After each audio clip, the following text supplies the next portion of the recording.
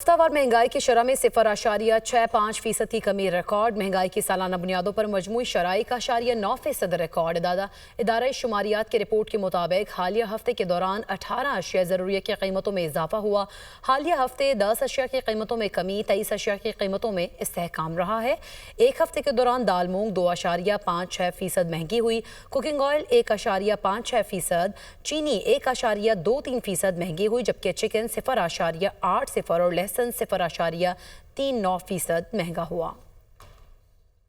सत्तावार महंगाई की शरह में 0.65% की कमी रिकॉर्ड। महंगाई की सालाना बुनियादों पर मजमूई शरह 1.9% रिकॉर्ड। इदारा शुमारियात की रिपोर्ट के मुताबिक हालिया हफ्ते के दौरान 18 अशिया ज़रूरिया की कीमतों में इजाफा हुआ। हालिया हफ्ते 10 अशिया की कीमतों में कमी, 23 अशिया की कीमतों में इस्तेहकाम रहा है।